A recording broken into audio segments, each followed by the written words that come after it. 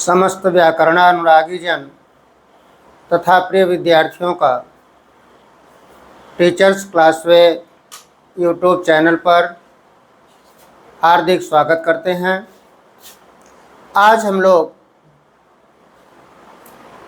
विसर्ग संधि के विषय में अध्ययन करेंगे। विद्यार्थियों, इसके पूर्व में हम लोग स्वर संधि, व्यंजन संधि के विषय में पूर्ण रूपेण अध्ययन कर चुके हैं। आज विसर्ग संधि के कुछ महत्वपूर्ण सूत्रों के विषय में अध्ययन करेंगे।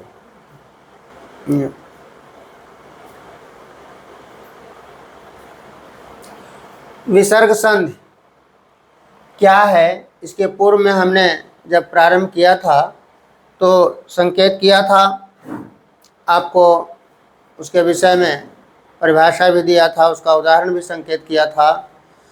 आज पुनः एक बार संकेत कर देते हैं विसर्ग संधि के विषय में। उसके बाद उसके जो महत्वपूर्ण सूत्र हैं उस पर हम चलते हैं।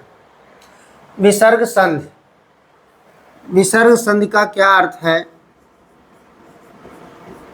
विसर्ग संधि हमने आपको इसके पूर्व में लिखाया था। विसर्ग का स्वर या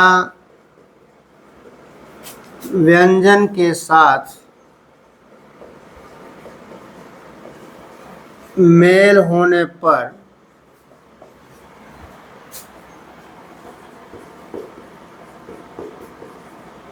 जो विकार या परिवर्तन होता है उसे विसर्ग संधि कहते हैं।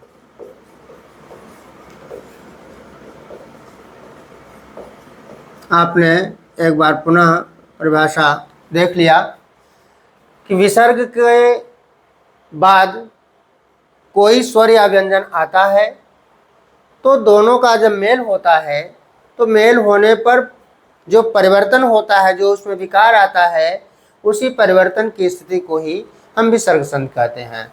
जैसे मान लीजिए कोई एक उदाहरण देख करके आप संकेत रूप में समझ लें।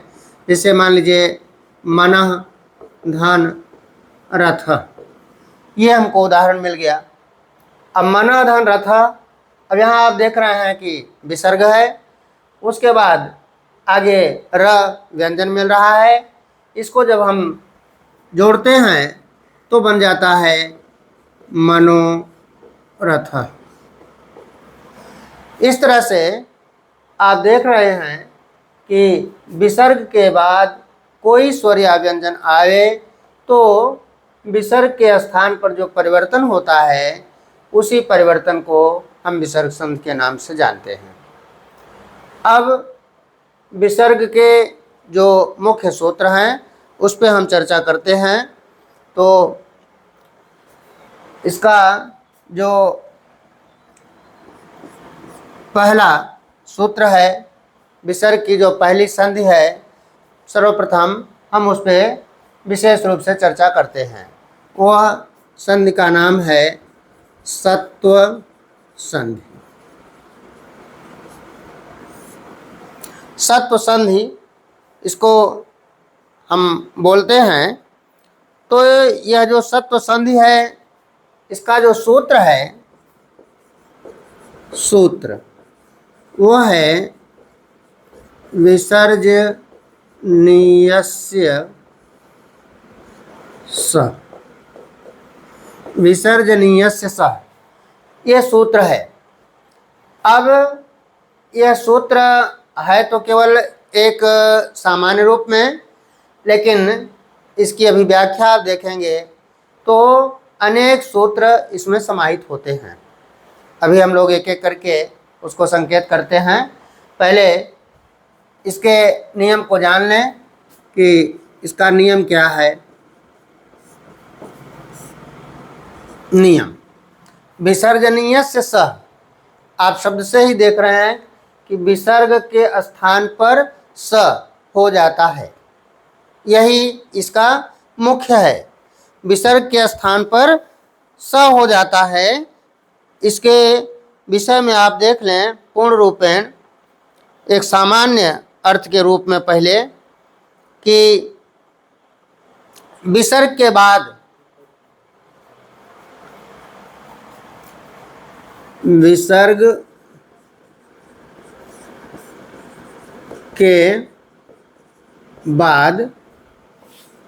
त थ स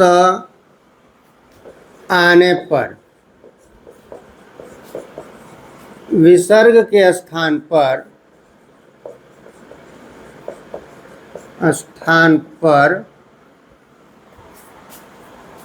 स हो जाता है।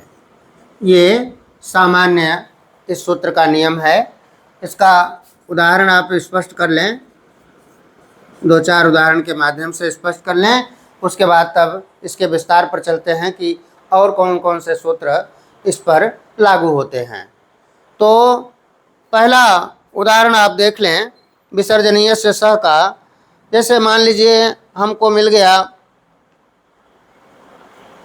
नमः धन ते, सबसे प्रचलित उदाहरण हम आपको पहले संकेत कर रहे हैं। जैसे नमः धन ते ये मिल गया। पहले पद के अंत में आप देख रहे हैं विसर्ग है, बाद में त अर्थात वर्ग का पहला अक्षर मिल रहा है। तो इस विसर्ग के स्थान पर क्या करना है, हमको स करना है। यही सूत्र हमारा कह रहा है। जब इसको हम जोड़ते हैं तो बन जाएगा नमस्ते। ये सही है ना।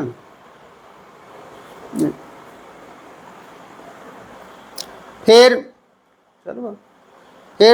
दूसरे उदाहरण को और आप देख लें। जैसे विष्णु धन त्राता, विष्णु धन त्राता ये मिल गया। यहाँ पर आप देख रहे हैं विसर्ग है, उसके आगे फिर त्र है माने त है, तो इस विसर्ग के स्थान पर यहाँ भी स हो जाएगा। तो आप जब जोड़ेंगे तो बन जाएगा आपका क्या, विष्णु त्राता। ये देख रहे हैं विसर्ग के स्थान पर दंत सकार आपका आ रहा है। यही सामान्य रूप से इसमें हमको समझना है। तो इस तरह के अनेक उदाहरण आपको मिलेंगे।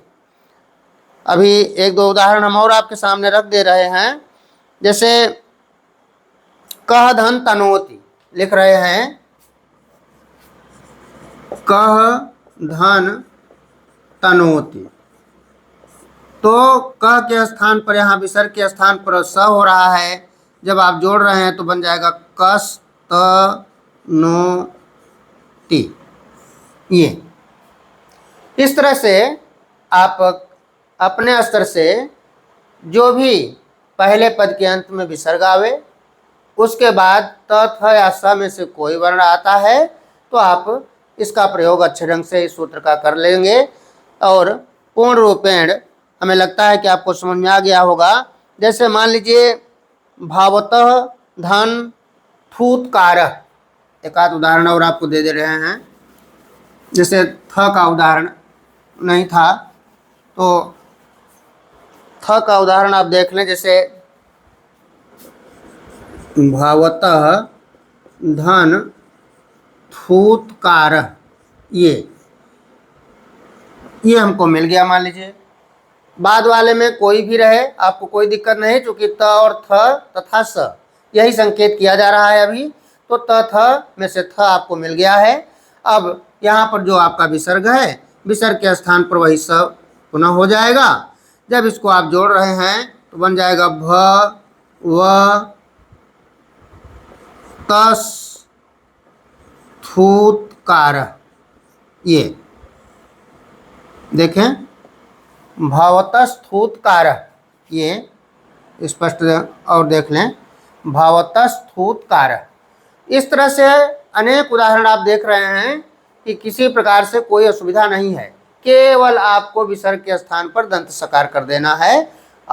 बाद वाला पद में जो भी है वो उसी के साथ जुड़ जाएगा।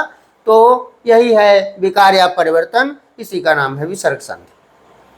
अब हम कुछ इसमें थोड़ा सा और विस्तार दिया गया है कुछ पर, ये हमने आपको अनेक उदाहरण दे दिया है। अब आगे आप देखें, इसमें और विस्तार आपको दे रहे हैं। इसी को अनेक भागों में संकेत किया गया है। जो व्यंजन संधि हम लोगों ने अभी पढ़ा था इसके पहले, तो इष्टत्व संधि और इष्टुत्व संधि, उसका भी प्रयोग आप अभी देखेंगे तो इसमें आपको पूर्ण रूपेण मिलेगा। वो कैसे मिल रहा है देख लें। अभी उदाहरण के माध्यम से, परिभाषा के माध्यम से आपको स्पष्ट हो जाएगा। देखें, इसको अ के रूप में कर लीजिए। जैसे मान लीजिए एक नियम दूसरा हमको मिल जाए कि विसर्ग के बाद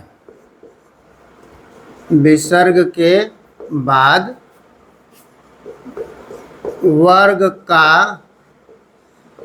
प्रथम द्वितीय या श ख स के आने पर ना, विसर्ग के बाद देखें, विसर्ग के बाद वर्ग का प्रथम द्वितीय, हाँ, और श ख स हो तो विसर्ग के स्थान पर क्या होता है? आने पर विसर्ग के स्थान पर स हो जाता है। अभी हम लोगों ने जो पढ़ा है, जो अभी सूत्र के रूप में देखा है, वही चीज़ है। थोड़ा सा उसमें परिवर्तन कर रहे हैं कि उसमें केवल त था और स दिया गया था। इसमें दे रहे हैं कि वर्ग का प्रथम द्वितीय वर्ण हो या तो श ख स में से कोई वर्ण हो। तो उसमें परिवर्तन क्या होगा कि विसर्ग के स्थान पर वही स होगा। परिवर्तन वही होना है जो इसके पूर्व में हुआ था। उदाहरण देख लें, एक आध दो उदाहरण इसमें है तो उससे आपको समझ में आ जाएगा। जैसे कह, धन, कह विसर्ग जैसे मिल रहा है, और उसके बाद दूसरा भी वर्ण मान लीजिए हमको मिल गया कह ना, कह धन कह। थोड़ा सा उदाहरण इस तरह से दिया जा रहा है कि आपको कहीं असुविधा न हो। तो कह धन कह जैसे मिल गया तो वर्ग का प्रथम वर्ण है क, आप देख रहे हैं। इधर आपका विसर्ग है, विसर्ग के स्थान पर आपको करना है केवल दंत स, तो जोड़ेंगे आप तो बन जाएगा अपने आप ही क आधा स और उसके बाद कह कस कह। देख रहे हैं, अपने आप ही एकदम स्पष्ट, कहीं कोई असुविधा नहीं हो रही है। केवल एक बार समझ लेना है कि विसर्ग के स्थान पर क्या होना है। ये आपको जब क्लियर हो जाएगा तो अपने आप स्पष्ट शब्द आपका बन जाएगा। एक उदाहरण और इसका देख लेते हैं। जैसे दूह धन तरह लिख रहे हैं, दूह धन तरह, ये जैसे इन्होंने दिया। अब यहाँ पर देखिए, पहले पद के अंत में विसर्ग है, दूसरे के प्रारंभ में आप देख रहे हैं त अर्थात वर्ग का प्रथम वर्ण। तो अब यहाँ पर भी वही विसर्ग के स्थान पर स हो जाएगा। जोड़ दिया आपने, बन गया आपका दुस्तर। ये स आधा स आपका है दुस्तर। इस तरह आप देख रहे हैं कि ये जो नियम उसी सूत्र से संबंधित है। थोड़ा सा परिवर्तन कर दिया गया तो उस परिवर्तन के आधार पर भी व्यवस्था वही होना है कि विसर्ग के स्थान पर स ही आपको करना है। तो ये आपको समझ में आ गया होगा। इस तरह से कोई शब्द अगर मिलता है, वो चाहे संधि विच्छेद करने के लिए मिले चाहे संधि करने के लिए मिले, आपको इसी नियम के आधार पर करना है। एकात इसका और, जैसे अ के बाद हम आ के रूप में इसको संकेत कर देते हैं। दूसरा नियम मान लीजिए इसका ये दूसरे नियम के रूप में आप देख लीजिए, जैसे कि हमको मिल गया कि विसर्ग के बाद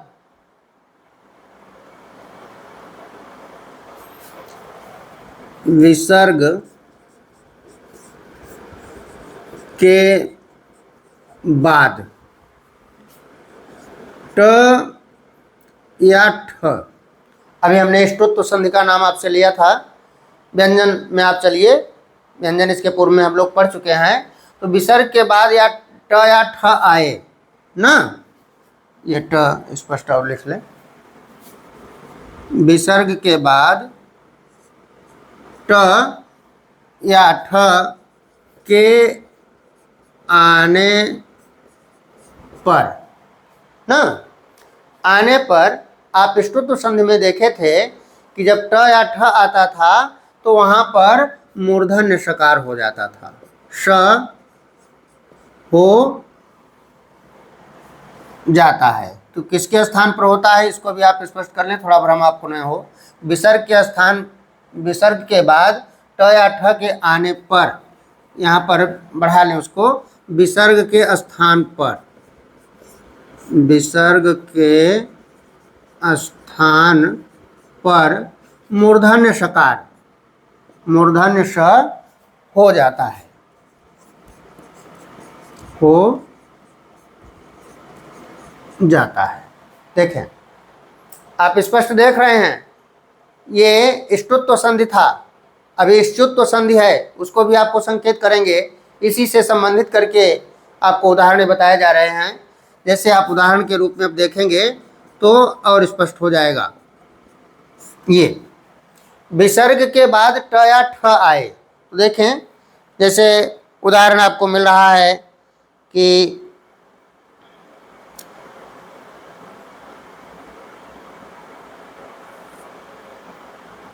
रामधन टीकते, रामधन टीकते, ये अब देखिए, राम विसर्ग लगा, बाद में ट, देख रहे हैं आप, ट या ठ के आने पर विसर्ग के स्थान पर क्या हो जाता है, मूर्धन्य शकार। तो यहाँ पर आप विसर्ग के स्थान पर कर देंगे मूर्धन्य शकार। अभी इसके पहले आपने दंत सकार किया था। अगर इसको और थोड़ा स्टेप वाइज आप चलेंगे तो विसर्ग के स्थान पर पहले दंत सकार ही होगा, फिर दंत सकार के बाद तब मूर्धन्य शकार होता है नियम से। लेकिन जब एक साथ ही इसको कर रहे हैं तो चूंकि ष्टुत्व संधि में व्यवस्था यही है कि ट ठ के बाद को विसर्ग के बाद ट ठ के आने पर जो विसर्ग है, विसर्ग के स्थान पर मूर्धन्य शकार हो जाता है। तो वही चीज़ यहाँ पर एक साथ हमने कर दिया है। इसको जब आप जोड़ देंगे तो आपका बन जाएगा रा म, अब ये टीकते, ये रामष्टीकते, ये मूर्धन्य शकार आपका यहाँ पर व्यंजनांत है, बन गया रामष्टीकते। इस तरह से आप अनेक उदाहरण कर सकते हैं। जैसे धूर्तः धन ठग,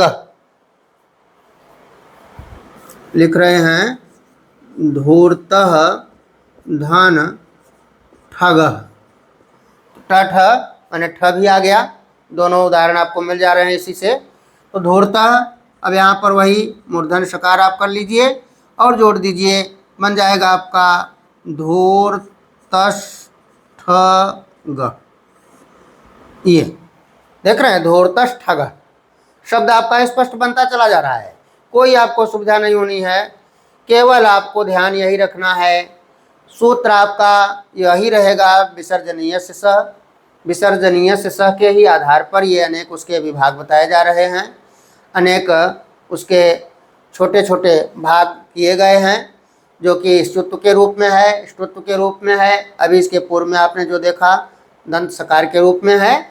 यहाँ पर आपने स्पष्ट कर लिया कि विसर्ग के बाद ट या ठ के आने पर विसर्ग के स्थान पर मूर्धन्य शकार हो जाता है, वो आपने उदाहरण के माध्यम से स्पष्ट कर लिया। अब हम और दूसरे उदाहरण जो हैं उस पर चलते हैं। दूसरा नियम इस पर जो लागू होता है वो बताते हैं आपको।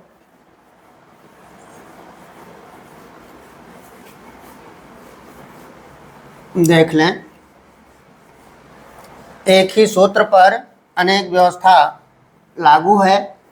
इसको जब ध्यान से हम लोग समझेंगे तो अपने आप हमको स्पष्ट हो जाएगा, कहीं कोई असुविधा नहीं होगी।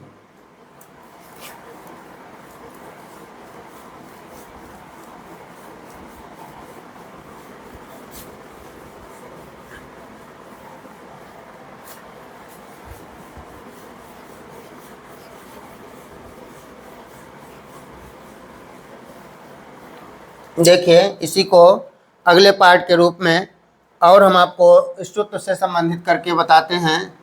स मान लीजिए भाग हो गया इसका, तो स वाले में जो नियम आपका आएगा वो क्या आ रहा है, इसको देख लिया जाए। एक साधारण नियम के रूप में आपको बताने जा रहे हैं कि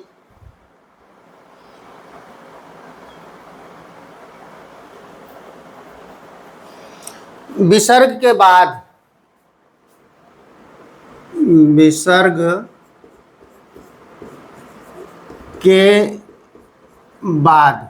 अभी आपने स्तुत्व में टठ देखा था। स्तुत्व में च या छ के आने पर, च या छ के आने पर विसर्ग के स्थान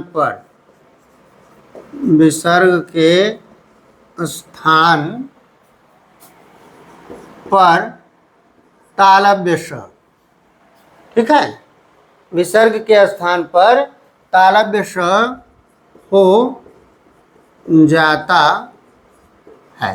ये स्तुत्व संधि आप ध्यान दे लें, ये स्तुत्व संधि के अंतर्गत है, क्योंकि उसमें भी यही व्यवस्था थी। अब देखें, यहाँ पर उदाहरण देख लें तो और स्पष्ट हो जाएगा कि विसर्ग, पहले पद के अंत में विसर्ग मिलना है, बाद वाले पद में च या छ में से कोई वर्ण मिलना है, तो परिवर्तन करके देखा जाए कि तालव्य श उसमें आता है कि नहीं आता है, क्या शब्द हमारा बनता है। तो जैसे लिख रहे हैं ये गौ धन चरति, गौ धन चरति, ये हमको मिला। अब देखें, पहले पद के अंत में आपको विसर्ग मिला, आगे च छ में से च मिल गया है, तो इस विसर्ग के स्थान पर आपको करना है तालव्य षकार। तालव्य षकार आपने कर दिया। अब इसको जोड़ दीजिए। देखिए, एक शब्द आपका बन जाएगा गौ, ये आधा श, फिर चरति, गौश्चरति। देख रहे हैं, कहीं जरा सा भी आपको कोई असुविधा नहीं है, केवल इसको दिमाग में बैठाना है, समझना है कि विसर्ग के बाद कौन सा वर्ण आता है, जो वर्ण आता है उस पर कौन सा सूत्र आपका लागू होता है, इसी विषय पर हमको ध्यान देना है। ये जब आपको स्पष्ट हो जाएगा, आपके मस्तिष्क में आ जाएगा, तो एकदम आसानी से शब्द आपके बन जाएंगे। दूसरा उदाहरण जैसे एक आता और आपको दो देते हैं, जैसे है निधन चलम, निधन चलम, च देखें फिर मिल गया आपको, यहाँ विसर्ग है तो यहाँ पर आपने देखा तालव्य षकार कर दिया। अब इसको जोड़ दिया तो नी आधा श, फिर चलम, निश्चलम, निश्चल ना अडिग, तो निश्चल शब्द आपका बन गया। और उदाहरण देखने का इसमें जैसे चंद्रधन छाया दे रहे हैं, चंद्रधन छाया, अभी च ही आया था इसलिए छ का उदाहरण अभी आपके सामने रख रहे हैं। च छ दोनों की बात थी, तो छ वाला उदाहरण भी आपके सामने अब आ गया। देखिए, दूसरे पद में आपको छ मिल गया, तो अब विसर्ग के स्थान पर वही तालव्य श आपका आ गया। फिर अब इसको जोड़ दिया आपने तो बन गया चंद्रछाया।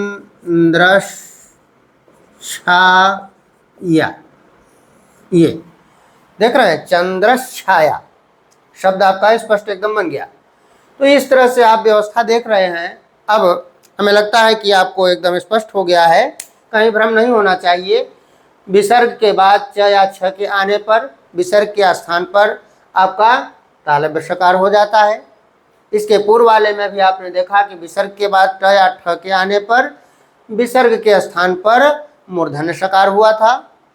और जो इसके पूर्व में सामान्य स्थिति में आप देखा था विसर्ग में के बाद केवल दंत सकार, विसर्ग के बाद कोई भी वर्ण आ रहा है उसमें कुछ संकेत उन्होंने किया है, वो हमने आपको दे दिया था कि वर्ग का प्रथम वर्ण द्वितीय वर्ण रहे, श ख स में से कोई रहे तो विसर्ग के स्थान पर दंत सकार हो जाता है। यही 3-4 व्यवस्था इसमें लागू है। इन्हीं समस्त व्यवस्थाओं को अलग अलग करके इसीलिए हमने संकेत कर दिया कि कहीं भ्रम न हो, एक साथ पूरा रख देने पर थोड़ा भ्रम की स्थिति पैदा होती। तो इससे अब आपको एकदम पूर्ण रूपेण निश्चिंतता हो गई होगी, कहीं किसी प्रकार से कोई भ्रम नहीं होना चाहिए। ये कुछ उदाहरण देखें, आपके स्पष्ट हो गए हैं। अब इससे संबंधित एक बात और रह गई है, वो भी हम आपको संकेत कर देते हैं। देख लें, एक सूत्र इसी में और लागू करके ये काम कर रहे हैं। वो कैसे लिख रहे हैं देखिए,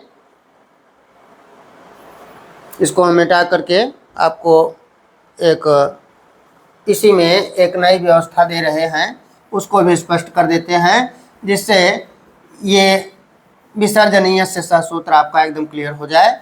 उसके बाद फिर अगले भाग में अगली बात होगी। देखें, इसमें एक सूत्र और दे रहे हैं, वो है सूत्र है आपका सूत्र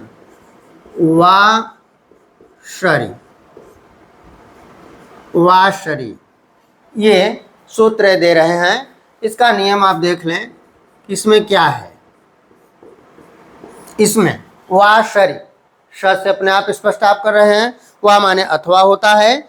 अब इसमें नियम जो है आपका वो देख लें कि विसर्ग के बाद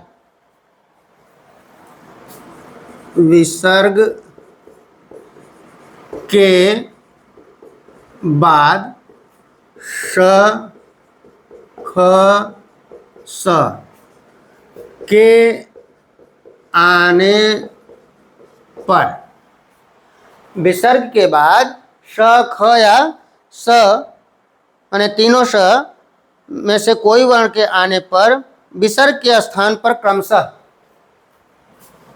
आने पर विसर्ग के स्थान पर क्रमशः, देखिए क्रमशः शब्द लगा रहे हैं, क्रमशः श ख स हो जाता है। इतना कर रहे हैं, या तो इसी में और संकेत कर रहे हैं, अथवा विसर्ग का विसर्ग ही रहता है, अथवा विसर्ग का विसर्ग ही रखते हैं या रहता है ना। ये देखें, इसमें क्या व्यवस्था आपको दे रहे हैं, वाशरी सूत्र के आधार पर दे रहे हैं कि विसर्ग के बाद श ख स में से कोई वर्ण आए तो विसर्ग के स्थान पर क्रम से श ख स माने बाद वाले पद में ये जो वर्ण रहेगा, चाहे ये रहे या ये रहे या ये रहे, तो विसर्ग के स्थान पर जो बाद वाले पद में वर्ण रहेगा वही हो जाएगा। जैसे अभी उदाहरण देख लें तो आपका और स्पष्ट हो जाएगा। जैसे दे रहे हैं ये राम धन शेते, दे रहे हैं राम धन शेते।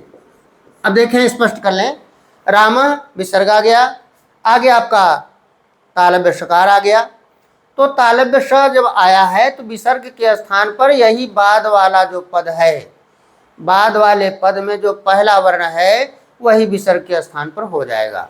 माने श ख स में से ही कोई वर्ण रहेगा, तो यहाँ पर देख रहे हैं आप कि तालव्य श है, तो इस विसर्ग के स्थान पर यही तालव्य सकार हो जाएगा। तो आप जोड़ रहे हैं तो आपका शब्द बन रहा है राम, आधा स, फिर पूरा स, फिर ते, रामश्चेते।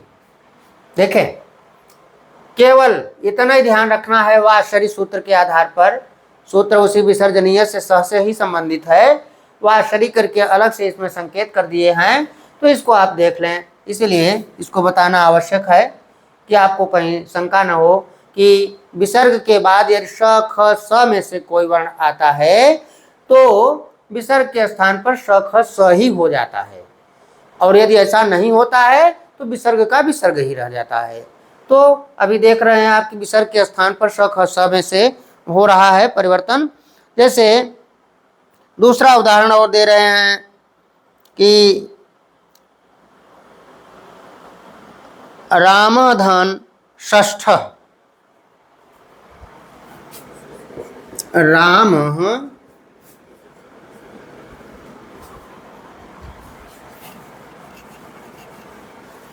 ये राम धन षष्ठ, ये मूर्धन्य सकार भी आपके सामने आ गया। तो रामाधन षष्ठ जब दे रहे हैं तो इस विसर्ग के स्थान पर अब आपका कौन सा हो जाएगा? मूर्धन्य स। अब मूर्धन्य स हो गया, अब इसको जोड़ लीजिए तो आपका शब्द बन रहा है, देखिए राम। अब ये आधा आधा मूर्धन्य सकार आपका हो जाएगा। चाहे तो इसको ऐसे भी आप लिख सकते हैं, लेकिन चूंकि व्याकरण एक ऐसी व्यवस्था है कि अर्धमात्रा लाघवेन पुत्रोत्सवन मन्यन्ते वैयाकरणा, आपने सुना है कि अर्धमात्रा भी अगर कम हो जाती है तो पुत्र के समान उत्सव मनाया जाता है। ये हमारे व्याकरण शास्त्र का नियम है। तो यहाँ पर हम जब लिखें तो इसको इस रूप में भी लिख लेंगे, राम आधा श मूर्धन्य, पूरा मूर्धन्य स, फिर स, उसके बाद राम षष्ठ। देखें, दोनों का उच्चारण एक ही है, दोनों चीज़ वही है, केवल इसमें हलंत व्यंजनांत किया है, इसमें उसको अधूरे में आधा लिख करके संकेत कर दिया है। बात एकदम आपकी वही स्पष्ट है, राम षष्ठ। देख रहे हैं? तो इस तरह से जो परिवर्तन हो रहा है, ऐसे एक आध उदाहरण और देख लें। जैसे सर्पः धन सर्पति, दंत सकार का भी उदाहरण देख लें आप। सर्पः धन सर्प सर्पति, सर्पति, ये सर्पः धन सर्पति ना। अब यहाँ देखें, दोनों व्यवस्था आपको मिल रही है, विसर्ग आगे दंत सकार। तो विसर्ग के स्थान पर अब दंत सकार ही हमको करना होगा, तो इस विसर्ग के स्थान पर हमने दंत सकार कर दिया, इसको जोड़ लिया तो बन गया सर्प आधा स, फिर पूरा स, फिर सर्पति। देखें, सर्पस सर्पति ना, कहीं कोई भ्रम नहीं है, सर्पस सर्पति ना, एकदम स्पष्ट शब्द आपका बन रहा है। केवल चूंकि बाद वाले पद में दंत सकार है, इसलिए विसर्ग के स्थान पर भी आपको दंत सकार ही करना पड़ा। तो अब आप एकदम पूर्ण रूप में स्पष्ट हो चुके हैं, कहीं आपको कोई भ्रम नहीं है। जैसे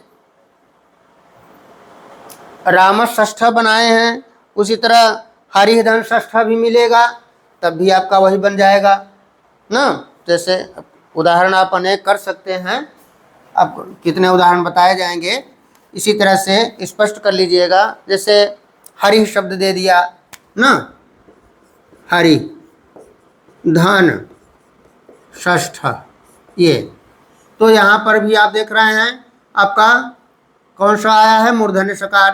तो यहाँ पर विसर्ग के स्थान पर मूर्धन्य सकार आपने कर दिया। जब जोड़ा आपने तो बन गया हरि षष्ठ, ये देख रहे हैं। अनेक उदाहरण अभी इस तरह से स्पष्ट हो जाएगा, और पूर्ण रूपेण ये व्यवस्था इस सूत्र की आपकी लगभग सुनिश्चित हो चुकी है। अब कहीं से किसी प्रकार से आपको कोई दिक्कत नहीं होनी चाहिए। हमें लगता है कि पूरा सूत्र आपने स्पष्ट रूप से देख लिया, समझ लिया। कहीं कोई भ्रम की स्थिति नहीं होनी चाहिए, कोई शंका की स्थिति नहीं होनी चाहिए।